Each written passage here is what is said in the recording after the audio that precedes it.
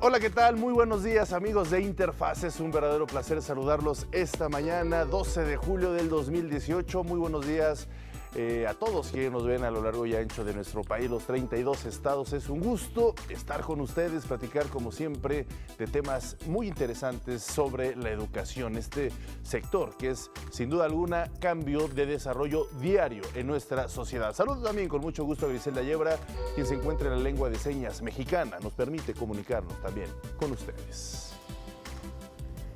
Hola Anita, ¿cómo estás? Es un placer saludarte. Te dije, ya vamos a caer.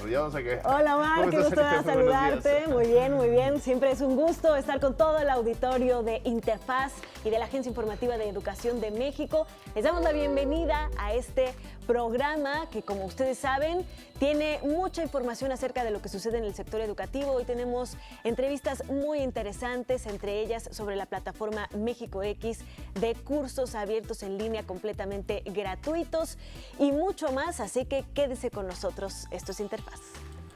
La tecnología nos ha alcanzado o estamos en un proceso de alcanzar a la tecnología. ¿Cómo entender filosóficamente este gran avance tecnológico que cada vez se entromete más en nuestro día a día? Una de ellas es la realidad virtual, este sistema de profundizar en otras realidades tridimensionales muchas veces para poder accesar a realidades precisamente, a realidades fuera de nuestro contexto, de lo que estamos percibiendo en este momento. La realidad nos permite alterar en muchos sentidos nuestros sentidos, pero también nos permite profundizar en nuestro lenguaje, en nuestro aprendizaje, en nuestra mente.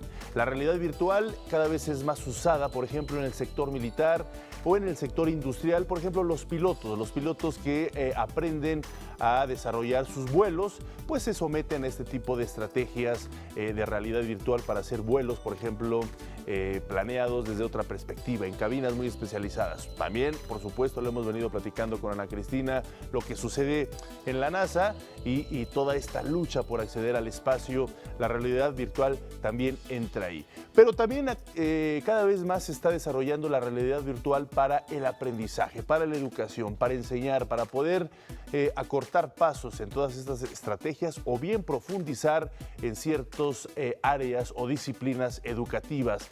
De esta forma vamos a empezar a adentrarnos en esta nueva etapa que comprende la realidad virtual para echarle una mano a la educación, para echarle una mano a nuestros hijos, para poder despertar de forma más curiosa, más interesante todo este tipo de mecanismos. A veces hay que tener cuidado porque la realidad virtual a veces nos rebasa y no nos debe ser también personas sedentarias, no nos debe ser personas que tengamos contacto con la realidad. Este tema y más hoy en Interfaz.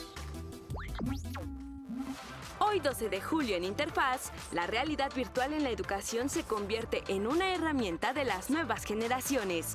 Este es nuestro reportaje del día. ¿Quieres involucrarte en el mundo de la aviación? En el estudio nos visita Martín García Herrera, director general adjunto de Servicios a la Navegación en el Espacio Aéreo Mexicano de la Secretaría de Comunicaciones y Transportes, con quien hablaremos de la carrera de controlador aéreo. En nuestra sección México X, el Instituto Nacional para la Evaluación de la Educación viene a presentarnos interesantes cursos en línea completamente gratuitos. Es jueves de Rebotando Ideas y Mauricio Huesca nos hablará sobre Ciudad QB, el observador electoral de la niñez y las juventudes. En Salud para Todos nos visita la doctora María Dolores Ortega, coordinadora general del Programa de Administración y Gestión de Antibióticos del Instituto Nacional de Ciencias Médicas y Nutrición Salvador Subirán. Con ella hablaremos sobre estrategias para evitar resistencias bacterianas. En la cápsula de la Dirección General de Educación Superior para Profesionales de la Educación, Ave Barrera, estudiante de la Maestría en Letras Modernas Portuguesas de la UNAM, nos narra su paso como lectora a generadores de letras. Está por comenzar el Festival Internacional de Cine de Guanajuato y nuestro compañero Luis Gavino preparó una investigación especial con todos los detalles. En los deportes, Eduardo Gaitán nos muestra el tochito en el Instituto Politécnico Nacional. No te muevas de tu lugar porque la mejor información educativa está aquí en Interfaz. Así es, Omar, la educación ha encontrado en las nuevas tecnologías excelentes herramientas para ofrecer mejores dinámicas pedagógicas. En los últimos años, varios institutos, varias instituciones han incorporado exitosamente a sus aulas temas como la realidad virtual y la realidad aumentada para hacer del aprendizaje una experiencia mucho más interactiva y participativa. Veamos este interesante reportaje de mi compañero Emanuel Morales. La realidad virtual avanza a pasos agigantados. Hoy día ya es posible colocarnos unos visores y disfrutar de un mundo totalmente digital y sentirnos inmersos en él. A pesar de que el boom de estas tecnologías ha servido para el entretenimiento, en la educación ya también se utiliza la realidad virtual para que los alumnos desarrollen habilidades en la práctica. Esta tecnología que te permite a ti en cierto momento entrar en algún mundo diferente en el que te encuentras y poder interactuar con objetos o con personas que no se encuentran realmente en ese espacio. Es decir, tú te colocas un visor y lo que aparece ante tus ojos es un mundo tridimensional en el cual posiblemente te puedas encontrar, por ejemplo, con un laboratorio de química en el que puedes interactuar con diferentes tipos de materiales. En este contexto, la realidad virtual ofrece un nuevo universo de posibilidades para diferentes disciplinas, que van desde la salud hasta ingenierías.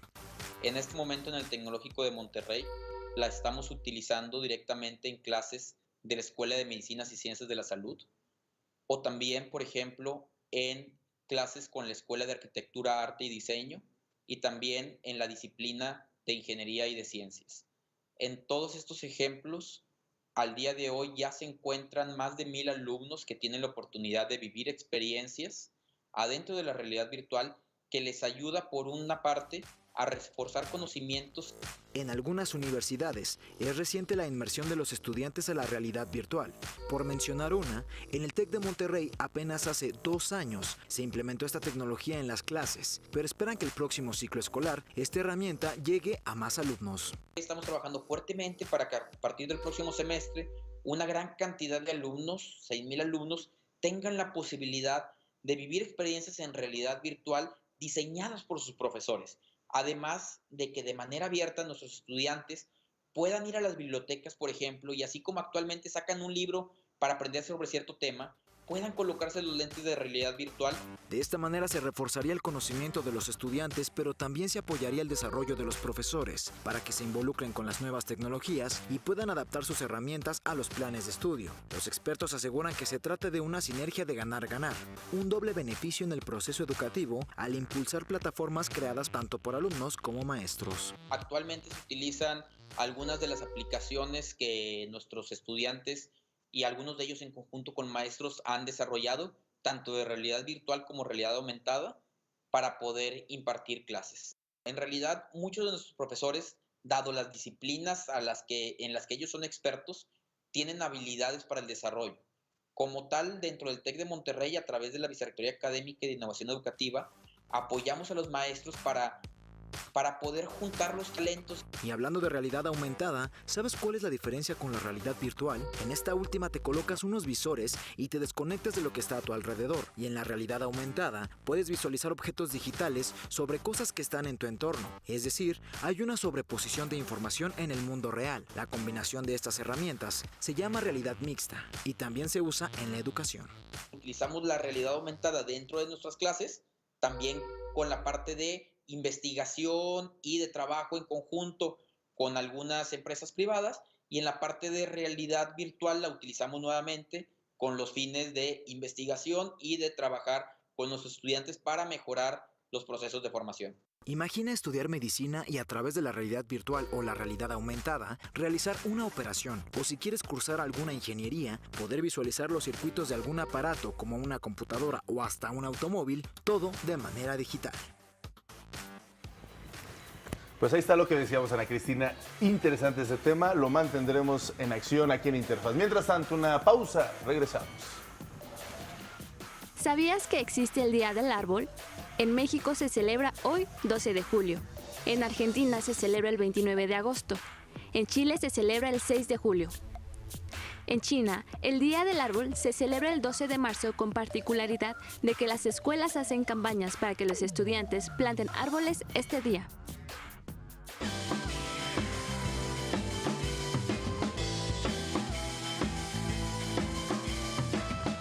Bueno, seguimos explicando, hablando de temas de cómo la tecnología, el nuevo siglo XXI, ya muy adentrados, pues cada vez estamos abarcando más las áreas de educación. Hoy nos acompaña en el estudio, es un placer saludarlo, don Martín García Herrera, él es director general adjunto de Tránsito Aéreo. Y bueno, de esta institución muy importante que forma parte de lo que es una institución educativa, que es Servicios a la Navegación en el Espacio Aéreo Mexicano. Muchas gracias. Muy buenos días, gracias por acompañarnos, precisamente para revisar pues esta convocatoria para formar a posibles pilotos. Controladores en todo lo que es, claro, en esta carrera técnico universitario en control de tránsito aéreo. Así es, esta es la carrera que vamos a platicar. Y bueno, pues 40 años ya dando servicios en lo que es el servicio a la navegación en el espacio aéreo mexicano. Así es. CENEAM, Servicios a la Navegación en el Espacio Aéreo Mexicano, es un órgano desconcentrado de la Secretaría de Comunicaciones y Transportes, y nuestra función es brindar los servicios a la navegación en el espacio aéreo mexicano. Esto es control de tránsito aéreo, meteorología, navegación, radioayudas y otros servicios más.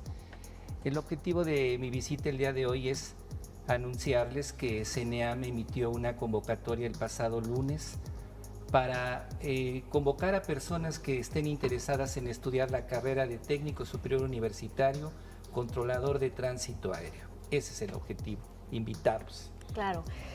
Don Martín, yo le preguntaría, primero que nada, hay muchísimos niños, muchísimos jóvenes que desde muy chiquitos sueñan con los aviones, con el espacio aéreo, con volar, y bueno, ya de ahí al espacio nos vamos. Pero, ¿de qué se trata esta carrera tan importante, tan fundamental? Porque muchos nos imaginamos en ser pilotos, sin embargo, los técnicos que pues manejan todo este asunto del tránsito aéreo, ¿cuál es su labor tan fundamental en el mundo de la aeronáutica? Pues nuestra labor principal es mantener la seguridad en las operaciones aéreas. Eso es nuestro principal objetivo. Dentro de ellos también tenemos que una operación aérea no solo debe de ser segura, sino debe de ser ordenada y debe de ser fluida, debe de ser rápido. Debemos de manejar con tanto movimiento de aviones, debemos de hacer las cosas rápido. Dentro de las funciones que tiene el control de tránsito aéreo es, desde que ustedes se suben a un avión y viajan, por ejemplo, de México a Mérida, desde el momento en que ustedes sienten que están empujando al avión, la tripulación de la aeronave ya recibió una instrucción del control de tránsito aéreo. Nosotros tenemos el escenario de qué es lo que está sucediendo en el aeropuerto y es nuestra obligación llevar en una forma, repito, segura, ordenada y fluida al avión a través de los rodajes que lo van a llevar a la pista. Debemos de revisar que la pista esté libre, por ejemplo, para poder autorizar un aterrizaje o un despegue. Una vez que la aeronave despega, lo que siempre conocemos en los medios es la torre de control de un aeropuerto. Es a lo que se refieren siempre que ustedes dan una noticia, la torre de control del aeropuerto X. Bueno, no solo es eso, el control de tránsito aéreo va más allá. Sí se les controla en el aeropuerto, pero una vez que despega sigue controlado. Asciende hasta su ruta que lo va a llevar en este ejemplo que les puse a Mérida, intercepta la ruta, pero esa ruta no va sola, van varios aviones y debemos de mantener la separación entre las aeronaves. Las separaciones que nosotros aplicamos son reglamentadas, es a nivel internacional, en todo el mundo sucede lo mismo. Y nos comunicamos con los pilotos a través de una fraseología también ya establecida. En esa ruta se le cuida porque también hay aviones que están cruzando esa ruta, tal vez a la misma altitud, y tenemos que proveer una separación. Posteriormente inicia el descenso. El piloto, una vez que abandona su nivel de crucero para ya aterrizar en el aeropuerto de Mérida, pues también cuidamos su descenso a través de otro servicio. En las inmediaciones del aeropuerto, aproximadamente unas 50 millas, se establece un servicio que es el control de aproximación, que lo va a cuidar para que ya acercándose hacia ese aeropuerto sea ordenado su descenso contra las salidas de ese mismo aeropuerto, y posteriormente pues bueno, se le asigna una pista para que pueda aterrizar, se le da información de viento, se le desaloja por el rodaje hasta que llega a su plataforma. Y así Puse un ejemplo sencillo, claro, pero claro. si es un vuelo que va de México a Madrid, por ejemplo, pues bueno, va a pasar por toda una secuencia más grande entre diferentes unidades de control de otros países. Y habló también. de dos circunstancias donde el idioma español pues está ahí interviniendo, pero uno de los requisitos es Claro. el idioma inglés, precisamente porque nos vamos a otro nivel de dificultad que pasa un vuelo de México a Londres, de México a París, etcétera. Así es. Los requisitos de los jóvenes. Bueno, en México, como lo mencionas, el inglés es un factor muy importante porque debemos de tener la capacidad de hablar en español y en inglés, ya que si una aeronave con una tripulación extranjera que no habla español, él nos debe de llamar en inglés y Claro. nosotros debemos de contestarle en inglés. Entonces el inglés es un factor muy importante. Se les solicita a los aspirantes que dominen el idioma inglés. Como requisitos, bueno, pues es el bachillerato. Tienen que llenar una forma y presentar unos papeles en nuestras oficinas y en algunos otros lugares. Esta información completa la encuentran en la página www.gov.mx/CNEAM. Ahí están todos los requisitos. Pero bueno, los clásicos, Sí. certificado de bachillerato, se les van a hacer exámenes de inglés, es el primer examen de hecho que se les practica. Servicio militar nacional. Ser mexicanos. Ser mexicanos por nacimiento, sí, también Solamente es otro dejamos. requisito. En los hombres presentar la cartilla del Servicio Militar Nacional y pues acta de nacimiento y todos los papeles normales que en este caso se solicitan. Posteriormente de que entregan sus papeles y llenan su forma, pues deben de empezar con sus exámenes. Les repito, se inicia con el examen de inglés, posteriormente hay un examen psicométrico que es bastante Claro. importante porque también se miden las capacidades que cada individuo tiene. Tenemos un perfil, Pues sí. perfil específico. Por comentarles algo, somos personas que tomamos decisiones Así es, muy así rápido, es. Claro. que sabemos trabajar en equipo, porque pues desde con los pilotos ya estamos haciendo equipo y entre nosotros coordinamos con varios controladores Y y que con otras implica unidades. también pues manejar vidas humanas, ¿no? Que eso también es Claro. muy interesante. Pero ¿qué le parece si vamos a una breve pausa y al regresar del corte seguimos platicando de esta interesante profesión? Claro que sí, con mucho gusto. Claro. Estamos en Interfaz, tenemos más, no se vayan.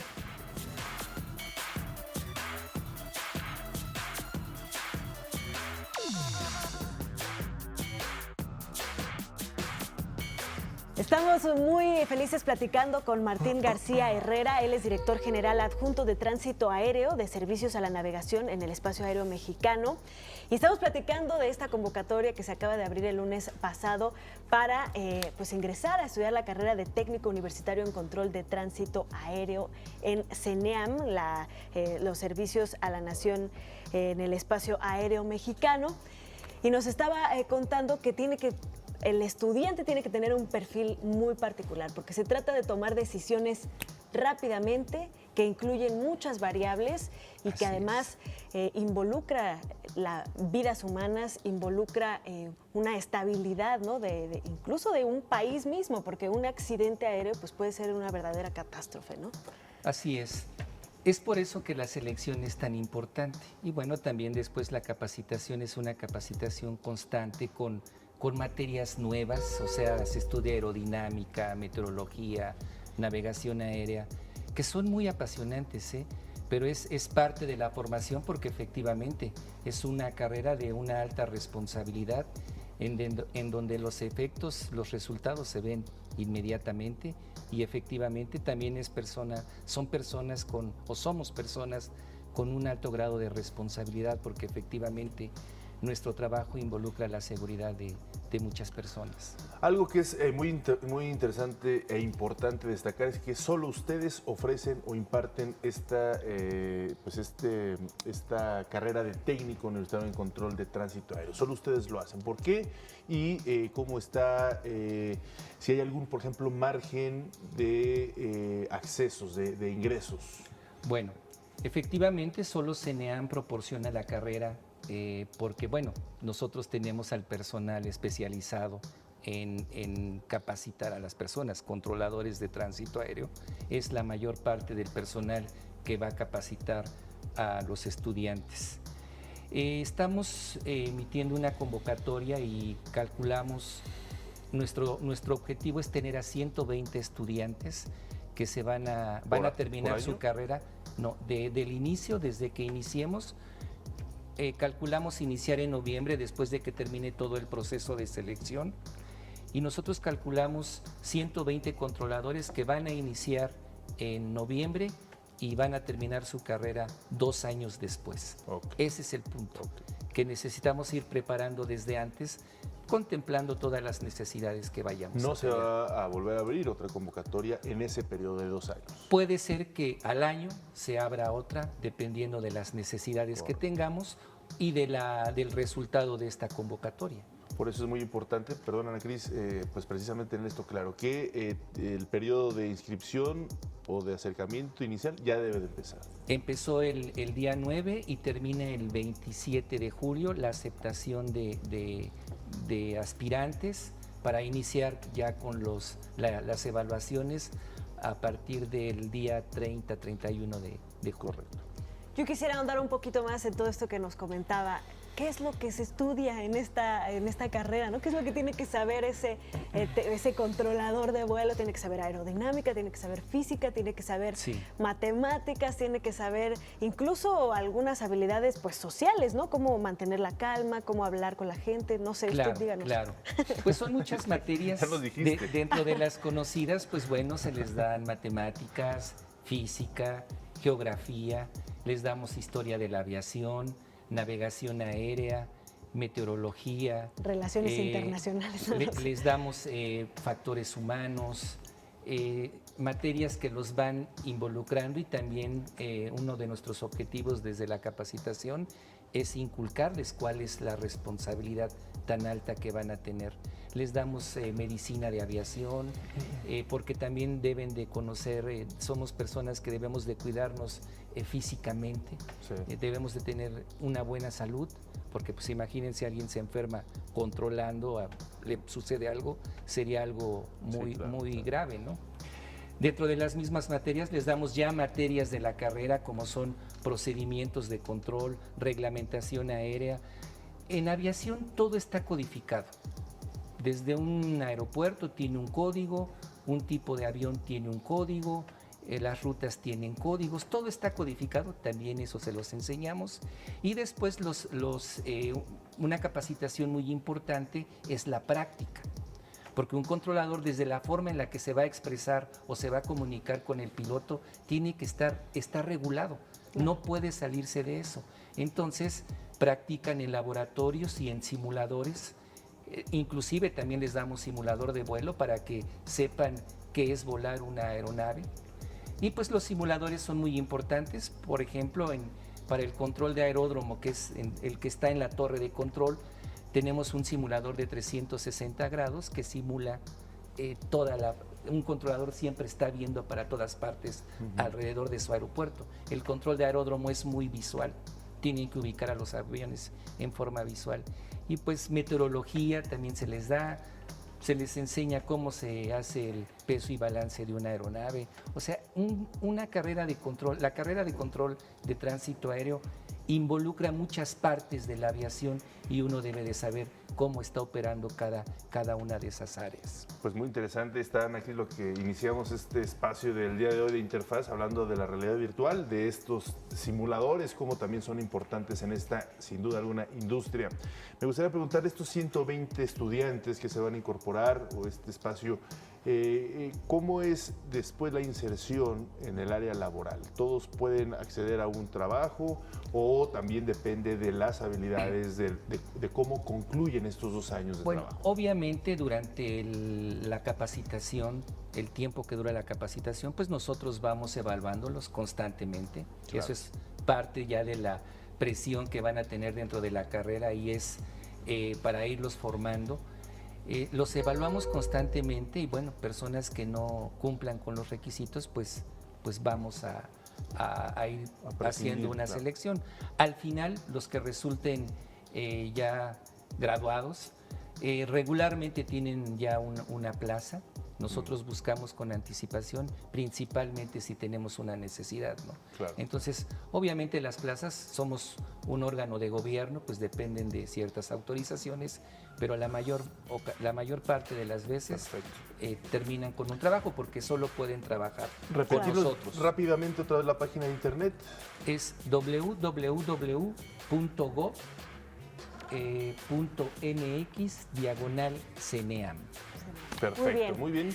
Pues ahí está en pantalla, www.go.mx/CNEAM. Así es. Perfecto. Ahí podrán conocer todos los requisitos. Todos los datos que requieren para poder participar están incluidos en la convocatoria. Muchísimas gracias. Muchísimas a ustedes. gracias, Martín Gracias. García Herrera, editor general adjunto de Tránsito Aéreo. Gracias por estar con nosotros. Muy Un amable. placer. Pausa. Regresamos a este es Interfaz.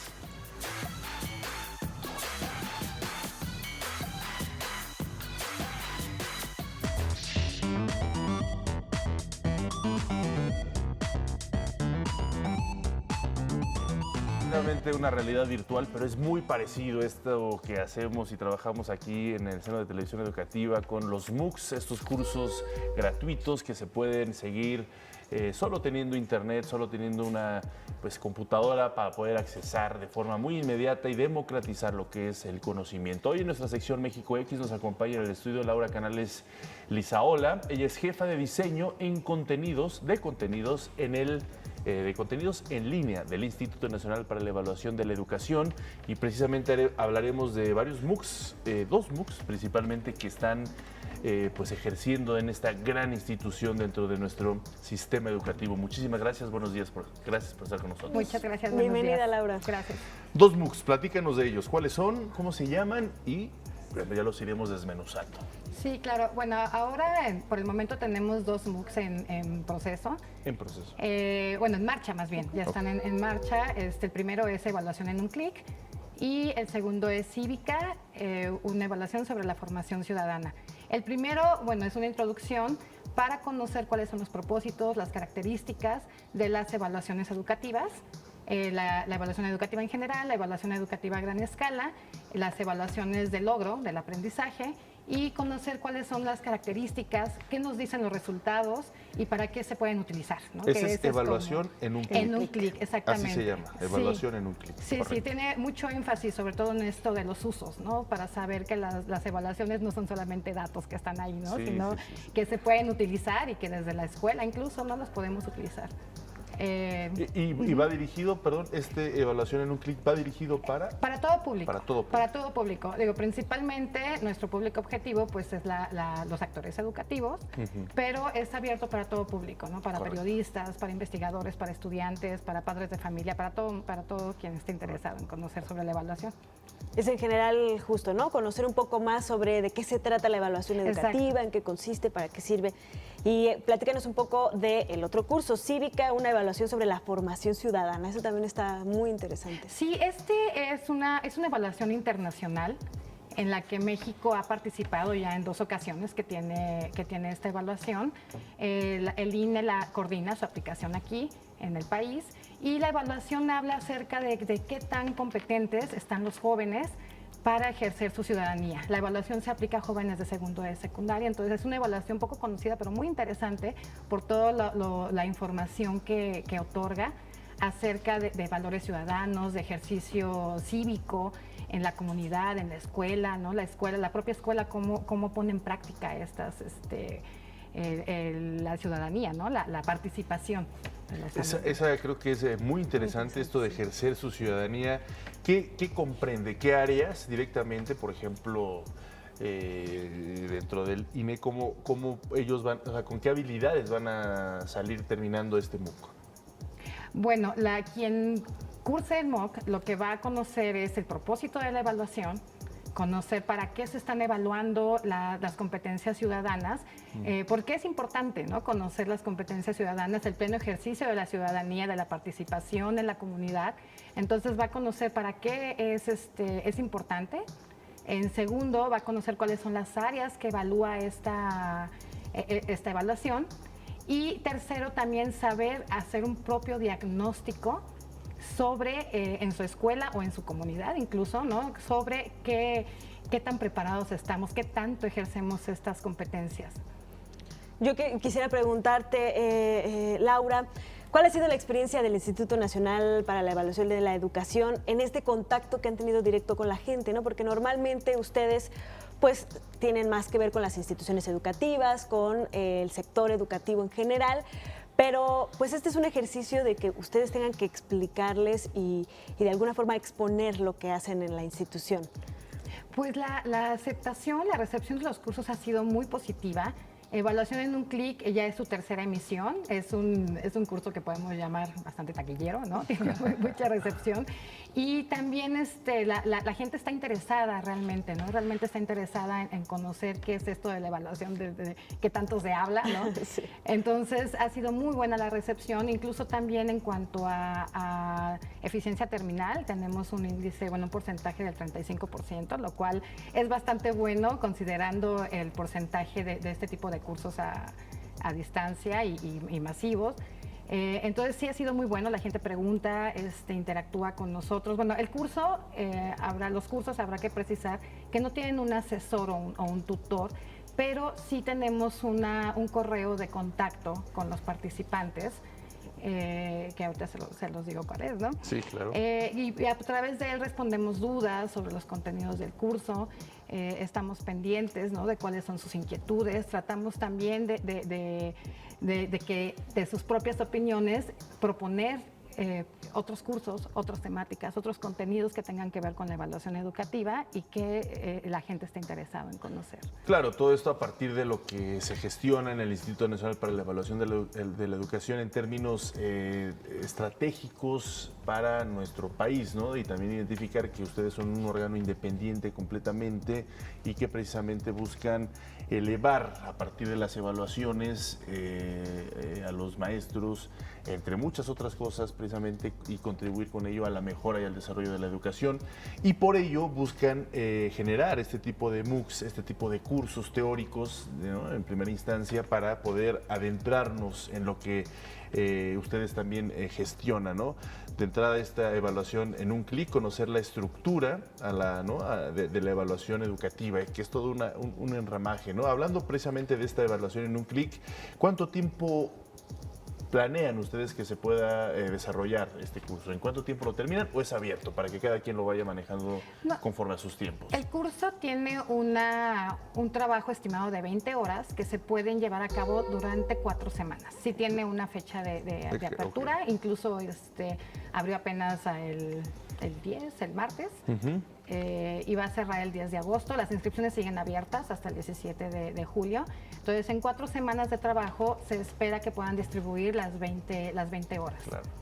Pues Laura, vale muchísimo la pena que la gente se meta a la plataforma mexicox.gov.mx, se inscriba a estos cursos y entienda, como bien tú lo mencionabas, de qué se trata todo este tema de la evaluación que tanto se habla, se involucre en ello y pues además vea los mecanismos que se utilizan para mejorar la educación en México. Sí, claro. Bueno, pues invitarlos, ¿no? Invitarlos claro. a que vayan a la página de México X. Los cursos están ahí, ¿no? La oferta educativa de todo México X. Ahí van a encontrar cívica, una evaluación sobre la formación docente y evaluación en un clic, ¿no? Así que basta darle clic, llenar su formulario e inscribirse. Perfecto. Muchas gracias. Muchas gracias, Laura Canales. Nos vemos pronto. Seguimos en Interfaz. Cuando regresemos, rebotando ideas con Mauricio Huesca.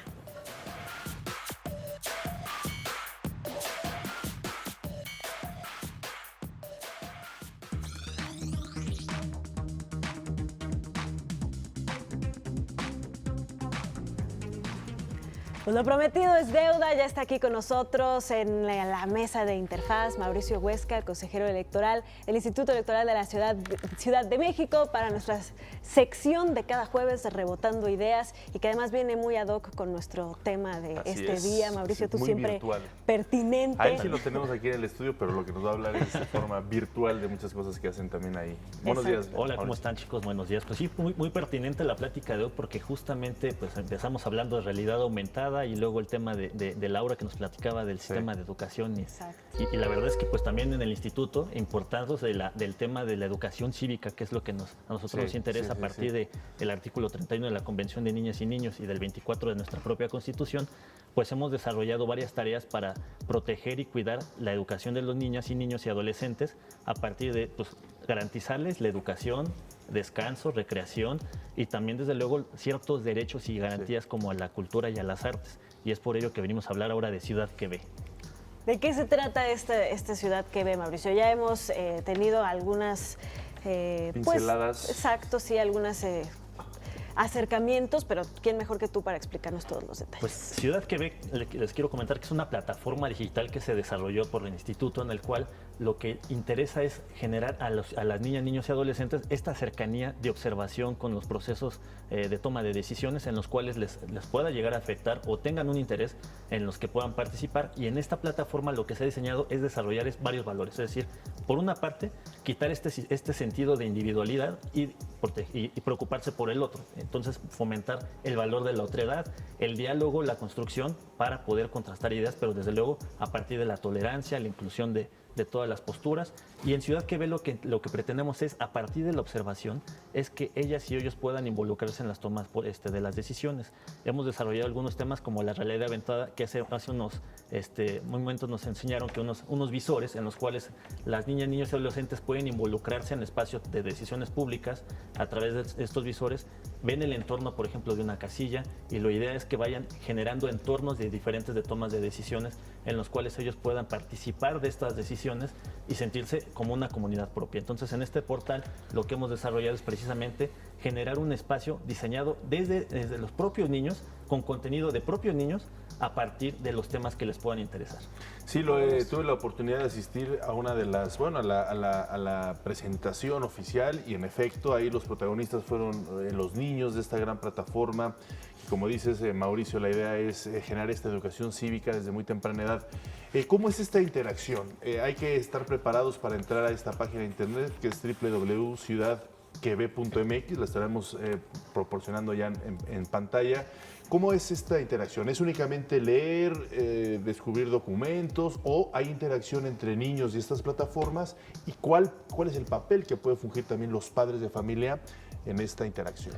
El propósito de esta página es precisamente generar este sistema de comunidad entre niñas, niños y adolescentes. Entonces nosotros damos material, información que fue diseñado por propias niñas y niños en el lenguaje de niñas y niños. Subimos materiales, videos, desde luego también para leer, sobre todo muchas caricaturas diseñadas por grandes artistas como los que diseñaron en Marvel o DC Comics. Ahí hay algunas historietas también que ellos nos ayudaron a desarrollar, y a partir de esto a los niños, niñas y adolescentes precisamente que empiecen a subir su material y ellos empiecen a interactuar, y de esta manera también coordinada con el sistema que va a haber ya una plataforma física de Ciudad que Ve en la Ciudad de los Niños en Kitsania, en el cual ellos y ellas van a poder ya interactuar físicamente, primero en un espacio virtual y luego en un espacio físico, en el cual pues ya van a poder hacer tomas de decisiones, van a poder ellos jugar a representaciones populares, a ver cómo se lleva a cabo una iniciativa popular, cómo se lleva a cabo la revocación de mandato,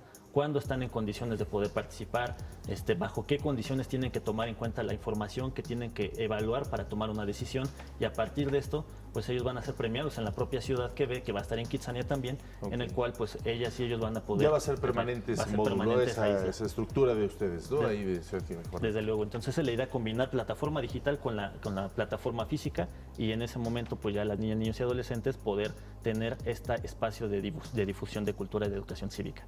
Claro. Yo te quiero hacer una pregunta, Mauricio, que seguramente muchos están haciendo. De por sí nos cuesta trabajo entender cuál es nuestro papel dentro de la estructura democrática de un país, fuera de ir y votar el 1 de julio, ¿no? ¿Por qué es importante que los niños desde pequeños entiendan todo este proceso? ¿Por qué es importante acercarlos, por ejemplo, a través de esta fantástica plataforma, a través a este proceso, pues no solo electoral, sino de participación ciudadana, educación cívica, etcétera? Fíjate que yo lo veo desde una visión, desde que pues, nosotros a lo mejor crecimos en un modelo de que las elecciones son cada 3 años, pero para las niñas y niños no debe ser así. Las elecciones es día a día, involucrarse con las cosas públicas que suceden en su entorno es de día a día. Y en esa medida lo que nosotros buscamos es construir esta comunidad entre ellas y ellos y el acercamiento con las instituciones, es decir, quitar este rechazo que tenían con las instituciones y ver que lo que ellos piden, sus demandas, la observación que ellos hagan a partir de toda esta situación, ellos puedan tener un resultado concreto y muy directo ya a través de la vía institucional, a través de qué situaciones, por ejemplo, mecanismos de participación ciudadana como los que tenemos en la Ciudad de México de presupuesto participativo, en los cuales los niños, hay menores que han registrado proyectos de que quiero que en mi colonia haya un parque público con estas condiciones y han ganado esos proyectos en algunas colonias y entonces los niños son los que ven que a partir de esta observación primero de cuáles son sus necesidades, ver cuáles son los mecanismos para poder solicitarlos, lo inscriben ellos sin necesidad de un tutor, menores de edad pueden inscribirlos, ya quienes votan son mayores de edad desde luego, pero entonces son votados y ha habido proyectos exitosos que ganan inscritos por menores de edad. Me recuerdo un taller de música en una comunidad pues alejada digamos de la urbe de esta ciudad, en el cual ganó este taller de música y los beneficiados fueron los niños menores, adolescentes y niñas y jóvenes. Entonces, en esa medida, en los presupuestos participativos ellos ya saben y entienden que sí es un mecanismo para poder tener ya resultados muy concretos que les puedan favorecer en sus intereses. Claro, pues vamos a hacer una pausa, si nos lo permites, Mauricio. Antes, me gustaría que nos diera la introducción de lo que vamos a ver ahora con esta, pues también nuevas tecnologías y formas que ustedes están implementando más allá de acercar la ciudadanía con los niños y crear una democracia más consolidada diariamente y no cada vez que emites un voto cada 3 o cada 6 años, sino que la ciudadanía se comprometa con la toma de decisiones de forma diaria.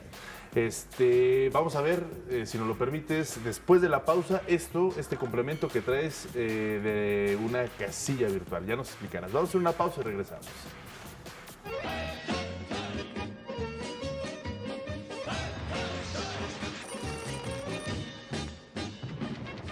El primer film ruso se proyectó en 1908, un cortometraje sin trama concreta titulado Stenka Razin. En él se pueden apreciar los primeros efectos especiales y marca el inicio del cine nacional ruso.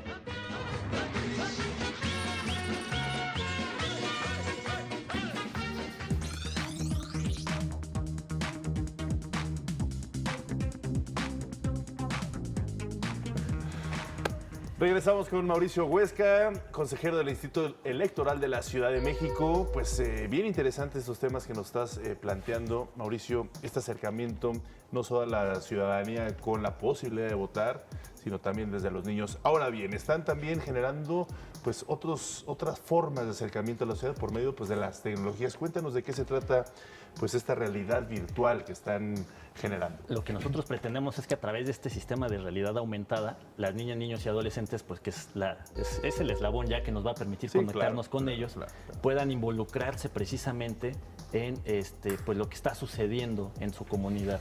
Entonces, ahorita lo que tenemos desarrollado es un visor en el cual ellos pues ya se colocan estos visores de realidad aumentada y empiezan a caminar en ciertos entornos de tomas de decisiones. Que es así como se está viendo en la imagen, más o menos lo que ellos van a poder revisar. Es lo que ellos van a poder ver. Ahorita lo que tenemos desarrollado es justamente el entorno de una casilla, poder interactuar pues con cuáles son lo que van a encontrar cuando entran a una casilla, las mamparas, las urnas, las boletas electorales, los crayones, todo este entorno. Pero la idea, esto fue desarrollado con la coyuntura electoral. Pero ahorita que ya terminó la coyuntura electoral, la idea es empezar a desarrollar este visor con nuevas realidades y nuevas experiencias. ¿Cuáles pueden ser estas? Pues ya una visita al Congreso en el cual ellas y ellos como legisladoras o legisladores empiecen a tomar pues ya el debate público, empiecen a opinar, empiecen a debatir temas de su importancia, es decir, el derecho al esparcimiento, el derecho al descanso, el derecho al juego, de qué manera lo quieren ellos que se les garantice por las autoridades. Entonces, a partir de esto ellos ya puedan empezar de manera vivencial experimentar estas realidades aumentadas como si ellos ya tomaran un rol social dentro de esta sociedad.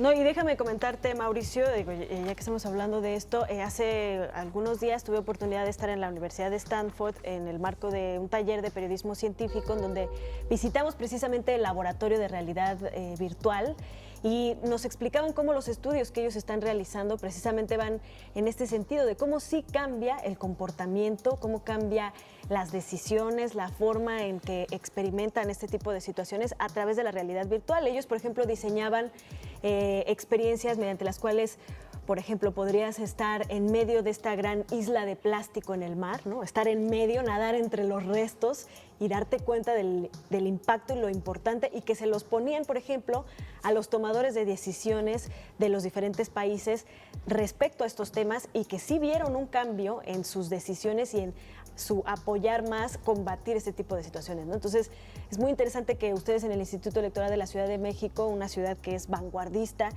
pues estén utilizando esta misma tecnología precisamente pues para hacer inmersiva la experiencia de la democracia en los niños. Me parece fantástico. Sí, sin duda alguna. La verdad es que la experiencia es lo que va a generar mucho más penetración en las niñas y niños y adolescentes. ¿Por qué?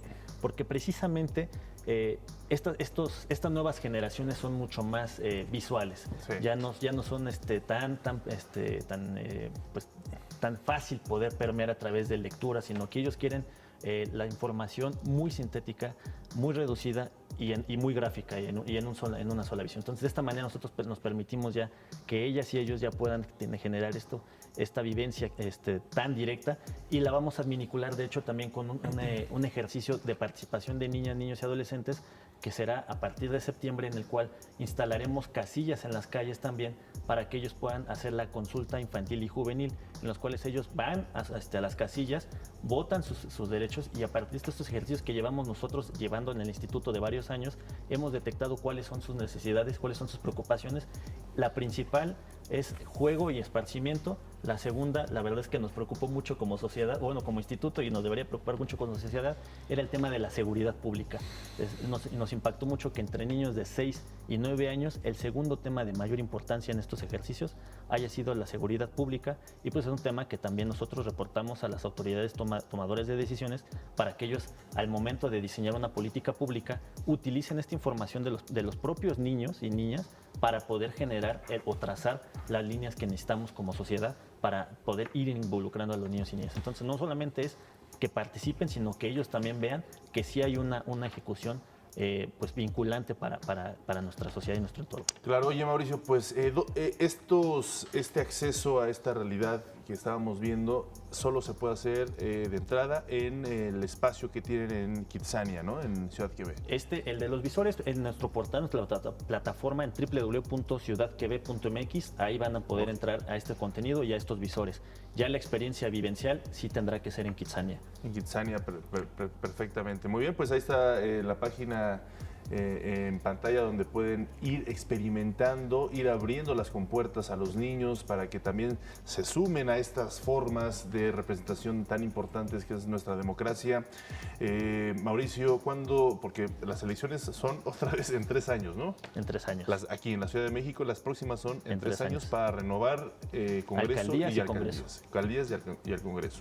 Mientras tanto, ustedes siguen, por cierto, con una pues labor muy intensa. ¿Qué es lo que sigue para el Instituto Electoral de la Ciudad de México en estos 3 años? Es decir, ¿cuál es su trabajo? Porque luego pensamos que los institutos electorales solo aparecen se sientan a esperar a que lleguen cada 3 años o cada 6 años, dependiendo. Tenemos 17 mecanismos de participación ciudadana en la Ciudad de México. El más próximo que vamos a desarrollar es el presupuesto participativo, que será el 2 de septiembre.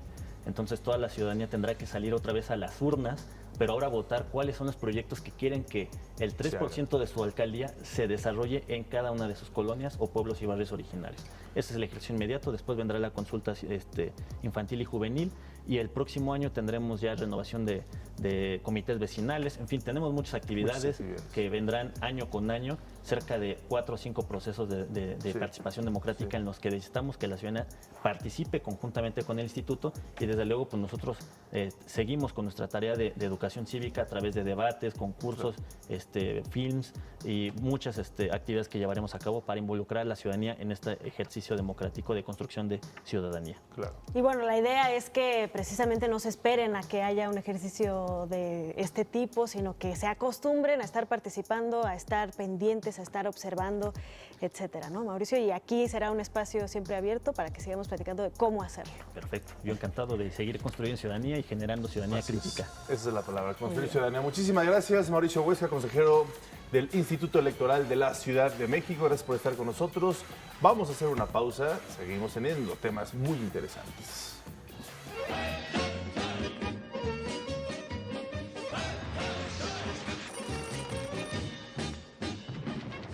En 1869, el investigador ruso Dmitri Ivanovich Mendeleev ordenó los elementos químicos de acuerdo a su masa. Ubicó en una misma columna los elementos similares. A esta clasificación la conocemos como tabla periódica.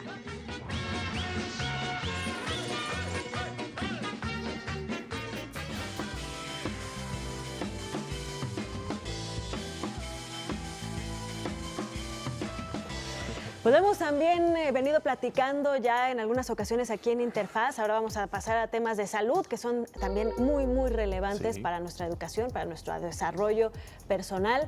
En nuestro país está restringida ya desde hace un tiempo, bueno, se supone que desde siempre, pero desde hace un tiempo más fuertemente, la venta de antibióticos para evitar efectos negativos de la automedicación como la resistencia bacteriana, que es uno de los grandes problemas de salud pública del mundo, no solamente de México. Y hoy pues queremos hacer hincapié de nueva cuenta en este tema, gracias a la alianza que sostenemos con la Secretaría de Salud. Y hoy tenemos aquí, nos da muchísimo gusto tenerla en el estudio, la doctora María Dolores Miembro Ortega, que es coordinadora general del Programa de Administración y Gestión de Antibióticos del Instituto Nacional de Ciencias Médicas y Nutrición Salvador Subirán, una institución muy renombrada, con muchísimo prestigio, y que además pues es muy interesante esta labor que están haciendo para tratar de combatir este gran mal que nos aqueja. Bienvenida, doctora. Gracias. Un placer, buenos días. Cuéntenos, ¿qué es lo que están haciendo desde el Instituto Nacional de Nutrición para tratar de prevenir esta situación? Pues bien, en el instituto estamos llevando a cabo un programa. En realidad en el instituto ya se hacen varias cosas, se toman varias medidas como para tratar de tener un mayor control en cuanto al uso de antibióticos. Sin embargo, hemos establecido ciertas medidas recientes con este programa que es independiente para el control de antibióticos.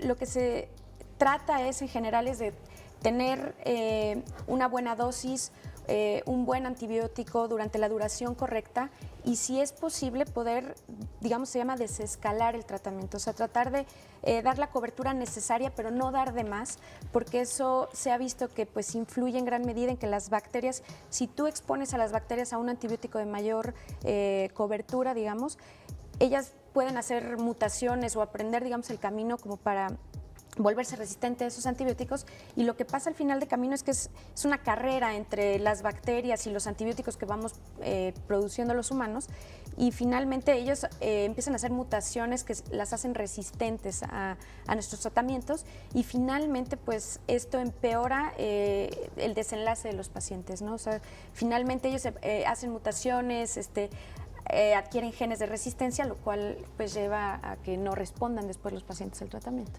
Claro, ¿y cuáles pueden ser estas causas a la larga? Porque a lo mejor mientras uno tenga un padecimiento, una enfermedad y usa todos los antibióticos, ¿no?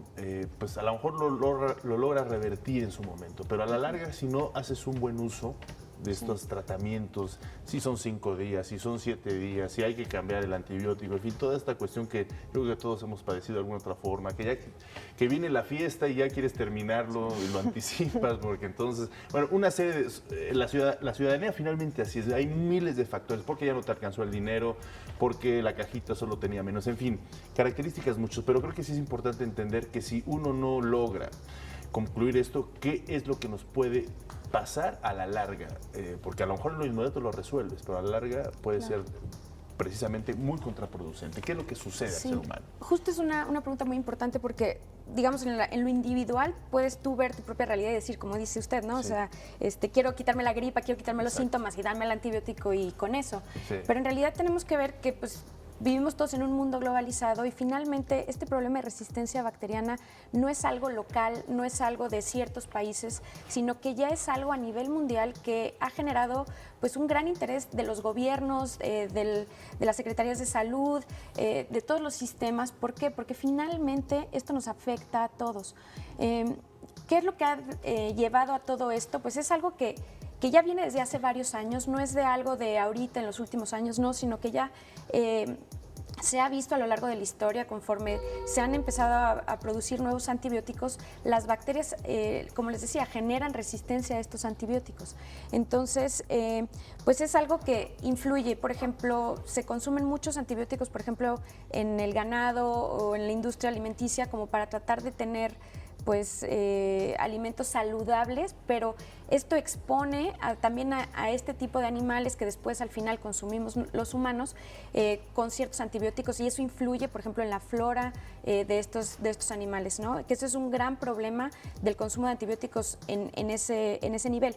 Sin embargo, también entre los humanos también estamos acostumbrados a que si nos da una gripa, que en el 90% de las veces en adultos es por un virus, y los virus no necesitan tratamiento antibiótico, sin embargo, estamos acostumbrados como a exigir el tratamiento antibiótico, aunque no te tenga efecto, porque el virus no le hace nada al antibiótico, ¿no? Entonces, sí ser más conscientes, decir, bueno, cada vez que consumo yo un antibiótico que no está bien indicado, o a lo mejor está bien indicado, pero no lo consumo por el tiempo que me lo dan, o a la dosis correcta, lo único que estoy haciendo es exponiendo a las bacterias, enseñándoles, digamos, este antibiótico y ellas generan resistencia, o sea, es una guerra, ¿no? Entonces ellas van a tratar de buscar defenderse y el problema es que estas bacterias se pueden pasar, digamos, de una persona a otra. En los hospitales es un problema porque puede surgir brotes, digamos, podemos tener un paciente con una bacteria muy resistente, o sea, ya nos ha pasado y es algo que pasa pues en todos los hospitales, hasta en primer mundo, de hecho ellos son los que más problema tienen, pero es de que llega un paciente con una bacteria resistente, si no tomas las medidas de higiene, de control, incluyendo el control de los antibióticos, pero también el lavado de manos, el contacto entre los pacientes, es fácil que estas bacterias se pasen de un paciente a otro y la mortalidad asociada a estas bacterias pues es muy alta.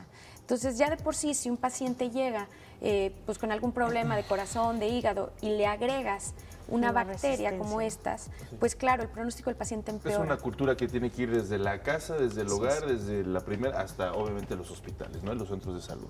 Es en conjunto entender todo ese problema. Sí, quisiera yo hacer énfasis en ese sentido, decirle a la gente que, o sea, lo principal es obviamente que acudan con su médico para que los revise, que no se automediquen, porque es muy común, ¿no? De que, ay, tengo guardado el antibiótico que me sirvió para un cuadro anterior y lo uso, o la vecina me recomendó esto, ¿no?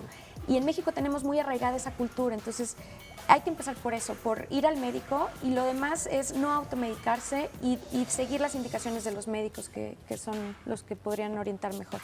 Doctora, pues yo creo que nos quedamos con eso. Es muy importante no automedicarse y consultar siempre a los especialistas.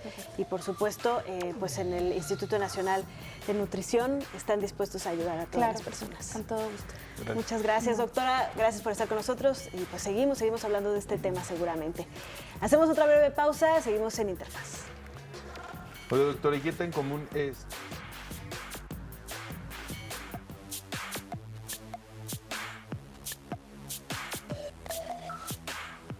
Ave Barrera es una joven estudiante de la maestría en Letras Modernas Portuguesas en la UNAM. Ella está estudiando en la UNAM, a quien le encanta estudiar precisamente literatura para niños. Es literatura para niños todo una nueva realidad muy importante e interesante de hacer. La Dirección General de Educación Superior para Profesionales de la Educación nos invita a conocer la historia de esta talentosa joven escritora.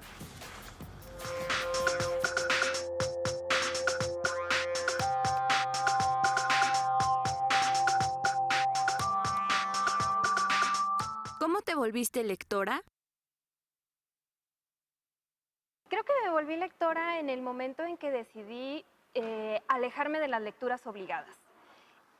Ya sabes, todo lo que de niño te obligan a leer, pero sobre todo yo nací en una familia muy religiosa y muy sectaria, entonces me recetaron la Biblia, me recetaban muchos libros pues, de temática religiosa, historias, la Biblia y todo esto, y una manera de escapar de esa preceptiva moralina fue encontrar esos otros libros mucho más interesantes, mucho más sabrosos, como Las Mil y Una Noches.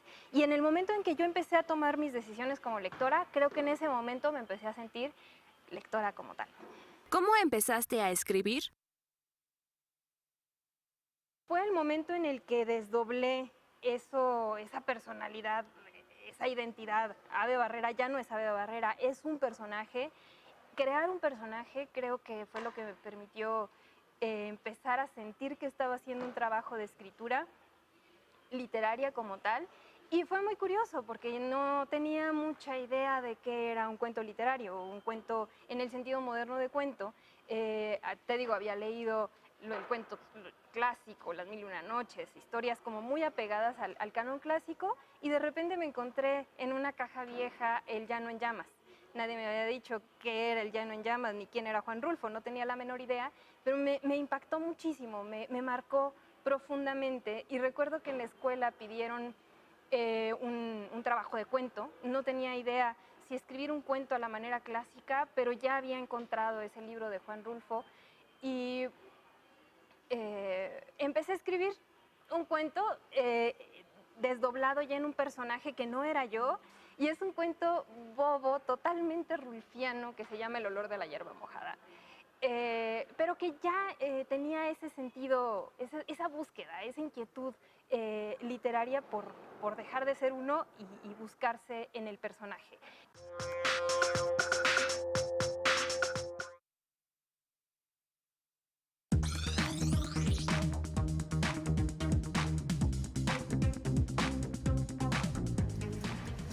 En nuestra sección Estudiar en el Mundo nos acompaña en el estudio Yaret Viridiana Domínguez. Ella, gracias al programa de capacitación de estudiantes de escuelas normales, pudo realizar una estadía en Canadá, específicamente en Vancouver, y estamos muy contentos de que nos vengas a compartir todo lo que viviste ahí en Vancouver. Bienvenida, Viridiana. Muchas gracias.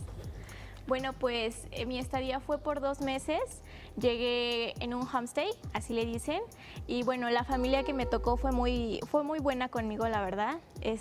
Cuando llegué había 4 estudiantes viviendo conmigo, 3 mexicanas y una de origen chino. Fui a estudiar a la Universidad de Kaplan. Es una universidad que se ve muy pequeña por fuera, pero realmente tiene muchas cosas de las cuales sacarles provecho. Entonces, los grupos eran muy pequeños, pero la atención de los profesores es muy personalizada, es muy buena y sobre todo tienes un alcance con el idioma que tú dices, bueno, me quitó todos los nervios, me quitó esa cosa que sientes cuando pasas a hablar enfrente, es hablar enfrente de un nativo, ¿no? Entonces, claro, ellos no se fijan en tus errores, ellos siempre te están escuchando, y algo que aprendí mucho es que el idioma inglés, así como cualquier idioma, es algo que tú puedes aprender, no es imposible, y más que nada es una herramienta, no es algo que veas inalcanzable. Y la verdad fue una experiencia muy, muy bonita. Tuve la compañía de una compañera de la misma escuela. Ella estuvo conmigo y realizamos viajes a Whistler, al Capilano. También tuvimos guías de turistas que ellos hablan en francés, y pues tuvimos un acercamiento con el idioma muy, muy grande. Supongo que se cumplieron los objetivos, las metas. Por ejemplo, obviamente ya lo decías, mejorar tu inglés. Por supuesto que viajaste a otros lugares, hiciste mucho turismo, recorridos culturales, en fin. ¿Consideras que fue un parteaguas en tu vida? ¿Consideras que antes veías las cosas, la realidad desde una perspectiva distinta, y ahora precisamente te enriqueció este viaje? ¿Y cuáles fueron esos elementos que más contribuyeron a este enriquecimiento? Claro, el viajar a un país extranjero es de antemano ser responsable de ti mismo, porque ya no tienes a mamá, a papá, y a pesar de que mi familia me estuvo apoyando, pues no es lo mismo, porque tú eres responsable de ti y cualquier cosa, estás en un país extranjero y la verdad es que yo creo que te ayuda a crecer como persona y profesionalmente. Para nosotros los maestros de inglés, que vamos a ser maestros en un futuro, es muy importante tener estas experiencias porque cambia nuestra visión acerca de un idioma. Podemos motivar a los alumnos, decirles, no, pues el inglés no nada más te sirve para la escuela, puedes hacer muchas cosas con él, así como con otros idiomas, así que en nuestra carrera siempre nos motivan a que nuestra atención sea en los alumnos y a que ellos obtengan este tipo de experiencias para que les sirva en una vida futura y obviamente para su vida profesional. Claro. ¿Cómo precisamente te gustaría transmitir lo que viviste, que fue una experiencia muy especial, para que más jóvenes, tanto normalistas como de otras carreras, se atrevan a dar este paso que a veces da miedo porque es ir a lo desconocido, pero que vale la pena? ¿Cómo les dirías este mensaje? Pues yo digo que no importa las veces que tú postules a una beca, siempre tienes que tener esa esperanza y pues la verdad es que yo no me lo esperaba, así que fuimos muy pocos, la verdad, de mi escuela, pero yo creo que en conjunto en toda la República Mexicana hubo muchos normalistas que salieron seleccionados y puede incluso salir seleccionados 2 veces, ¿no? Entonces yo creo que lo más importante es que lo intentes porque nada se pierde con eso. Rapidísimo, y por último, ¿cuáles fueron los requisitos que tú sí tuviste y por ello te fuiste? Primero que nada fue el pasaporte, obviamente, la visa, que en este caso es el permiso ETA, y el nivel de inglés fue B1. En mi escuela, bueno, tuvieron la facilidad de ponerme por así decirse, un documento, pero pues si no puedes sacarlo por afuera, yo creo que está bien. Y un buen promedio, supongo. Sí, claro. ¿no? ¿Qué promedio tienes? 9.1. 9.1. De excelencia, pues, ¿no? Pues muy merecido este viaje. Muchísimas gracias por acompañarnos en el estudio. Viridiana Domínguez, pues que sigan los éxitos y las buenas experiencias. Gracias. Gracias por compartirnos tu experiencia. Vamos a hacer una pausa, regresamos. Ya está listo la Logaita.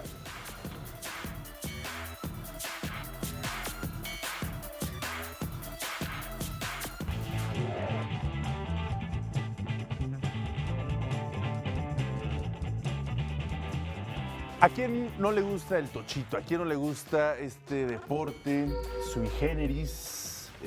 Que es una especie de derivación. Ana Cristina lo ha jugado pues, prácticamente toda su vida. No, más bien, a mí explíquenme de qué se trata, porque aunque sí más o menos sé, pero no entiendo bien la diferencia entre el fútbol americano y el tochito. El holding, ¿no? El safety. El tochito es una especie de síntesis del fútbol americano, ¿no? Sí. Es una manera muy recreativa, muy dinámica, amable. muy amable, Sí. porque bueno, también el fútbol americano pues requiere de una muy buena confección física y mucho choque. Pero bueno, el tochito también se lleva a las universidades. Así es. Yo tengo que decir que buenos días, Omar, Ana Cris, qué gusto ¿Cuál es la principal saludarlos. diferencia? Nada más quiero saber eso, entre el fútbol americano y el tochito. No. El equipo, ¿no? El equipamiento, la agresividad. ¿Pero se hace lo mismo o tiene las mismas reglas? No, es totalmente diferente. El fútbol americano se trabaja en equipo. Si tienes a Cristiano Ronaldo, te puede sacar el partido en el fútbol soccer, pero si tienes un buen quarterback en el fútbol americano, pero no tienes un buen receptor, de nada sirve. Trabajo en equipo. Y esto es meramente educativo. Tuvimos la oportunidad de estar en el Instituto Politécnico Nacional en Zacatenco, en el Estadio Wilfrido Massieu, y allí estuvieron presentes jugadores de la NFL, de los Rams de Los Ángeles. Estuvo presente Luis Pérez, él es nuevo mariscal de campo de los Rams, pero como todavía no está amarrado el contrato, sí, exactamente, todavía no está amarrado el contrato, no tuvieron la oportunidad de presentarlo ante la prensa, porque con una equivocación, con un error que cometa, los Rams dirían, ¿sabes qué? No juegas con nosotros. O sea, podrías estarle arruinando su carrera en este momento. Sí, exactamente. Entonces mejor dijimos, lo dejamos así, amistoso, ¿no? Solamente, pues ahí lo vimos conviviendo con los niños de 6 a 14 años. ¿Y qué tiene de educativa la NFL? Bueno, pues que todos los jugadores vienen del colegial. Todos. Claro. Así que bueno, pues esto es lo que tuvimos oportunidad ayer de vivir allá en el Instituto Politécnico Nacional con los jugadores del NFL. Este es el Play 16.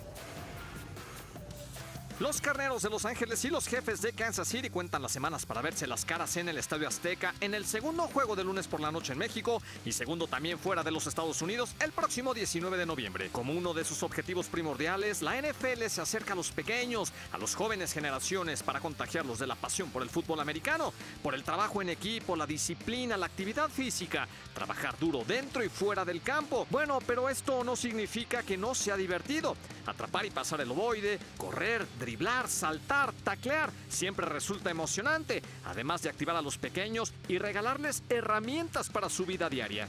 I'm very excited to come over here into this great country and play, and I know my teammates are excited, and I'm pretty sure the Rams are too. So we're gonna come out here and put on the show for the fans, and that's what it's all about. Just put on the show and make sure everybody's having a great time. And I'm excited about playing, so I'm ready to get it going. Alrededor de 400 niños y niñas de 6 a 14 años participaron en el Play 60 que la NFL trajo a nuestro país con la presencia del mariscal de campo de origen mexicano Luis Pérez, quien podría formar parte del roster de los Rams para la próxima campaña. El defensivo Michael Brokers, también de los Carneros, además del miembro del Salón de la Fama Eric Dickerson y el linebacker de los Chiefs de Kansas City Reggie Ragland. Todos ellos convivieron con los pequeños y no tan pequeños en el Estadio Wilfrido Massieu del Instituto Politécnico Nacional. It feels good. It's important just to spread the game of football around, just to, show the world, what American football is all about. It's not just a violent gladiator sport. It actually can be fun, and it shows the little kids that they can play it.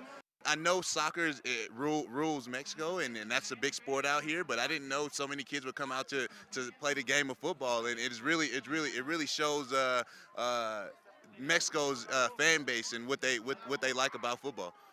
Además, el equipo angelino ha recibido con los brazos abiertos a Luis Pérez, egresado de la Universidad de Comercio de Texas A&M, único mexicano hasta el momento en ganar el trofeo Harlan Hill, que lo acredita como el mejor jugador de la segunda división de la NCAA. He's awesome. He's a rookie quarterback. He's new. He's young. So he's coming along great, and it's good for him to come out here and show a lot of his Mexican heritage. Históricamente, la NFL se ha caracterizado por impulsar la vida universitaria, por fomentar la formación académica de sus jugadores. Probablemente esta sea la liga más exitosa en términos financieros y formativos, que muestra el camino a las demás organizaciones de que la mejor forma de garantizar un futuro promisorio a sus militantes es a través de la educación. Pues qué padre, qué agradable. Sí, increíble. Este es un deporte que, como les dije, se trabaja en equipo, y Ana Cris nos preguntaba de cuál es la diferencia entre el tochito y el fútbol americano. Pues es el equipo y la agresividad con la que se juega. En el tochito no hay golpes, es el primer paso para el fútbol americano, para prepararlos y que lleguen bien a esta gran disciplina. Pues muy importante que introduzcan a los niños a este tipo de juegos y de dinámicas que los refuerzan, ¿no? En todos los sentidos. Sí, principalmente porque, como les decía, es el trabajo en equipo, la responsabilidad de hacer tu trabajo para que el equipo tenga buenos resultados. Pues esto se dio en el Politécnico Nacional. Así es. Gran institución, gran forma de contribuir deporte y educación. Y bueno, pues esperemos más trabajos especiales para la Agencia Informativa de Educación de México. Gracias, Lalo, por haber estado con nosotros. Gracias, Omar, Ana Cris, amigos. Esta mañana de jueves. Que tengas un excelente día. Vete a vacunar, fiebre amarilla. Vamos a vacunar, vas a porque Brasil. Ya viene Brasil, estaremos la siguiente semana. Nos vemos mañana aquí a las 9 de la mañana con más temas educativos en Interfaz. Chao, gracias. Nos vemos.